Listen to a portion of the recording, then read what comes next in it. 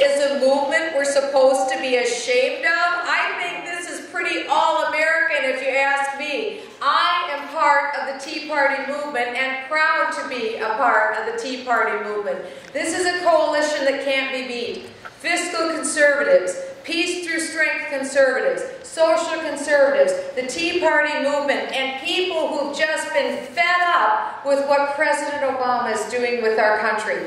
That's why I know, without a shadow of a doubt, beginning here, beginning now, in Davenport, Iowa, we will take the country back. Together we will. Together we will win.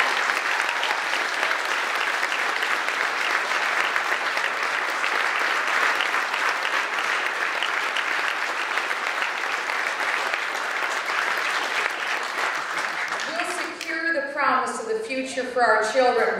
This won't be the last generation to know greatness, because I know beyond a shadow of a doubt that we have it within our capacity to be greater than anything together that even the mind of man has yet comprehended for this country. And it all begins with liberty. Liberty is where it's at.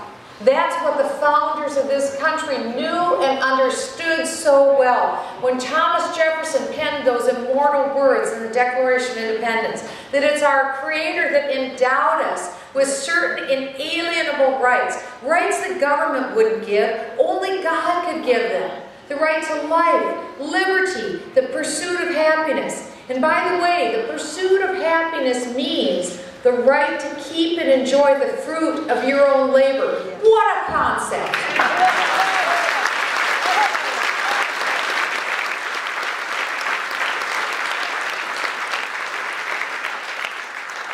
Those are the inalienable rights. The rights, again, government can't give, but the even better news is this: government is prohibited from taking them away.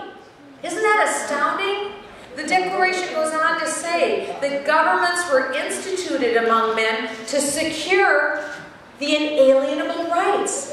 That's why we have the government in the first place, to make sure that you will forever enjoy the fruits of your own labor. You'll enjoy your liberty. You'll enjoy life. And then they went on to say that those who are in power rule by your consent. You decide. You get to choose whose rule you live under. Do you see why people look to the United States as the premier nation of the world? It's because we are founded on magnificent ideas. And this idea of liberty is what gave us this backward nation that no one ever thought would amount to anything, that made us and built us up to be truly the city on top of a hill, the shining city on top of a hill. The story comes from John Winthrop, who was preaching a sermon on Arabella in 1630 when the Pilgrims were coming over to this country. And in the course of that sermon, he said that if we live our lives right, and if we live lives of liberty, then we will be literally a city on a hill to the rest of the nations. That's what we have been. And he said, but if we deal falsely, we will be but a story and a byword. How many nations have come up to greatness and we've watched them fall? I don't ever want to see the United States be one of those nations that's come up to greatness and then falls. Right now, people all across America are wondering, is this it? Have we reached our peak? Have we been at our pinnacle? Will we have greatness again? Will our children know our level of prosperity? Will the next generation do even as well as we have done? Or will they do less poorly? Just think.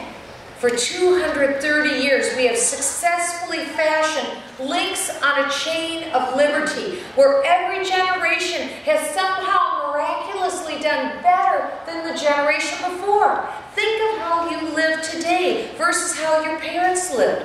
Think of how they lived in comparison to their parents. Think of how they lived in comparison to your great-grandparents. It's remarkable privilege to live this life. I will not be content to give anything less to our children. That's Iowans for you. Iowans believe that.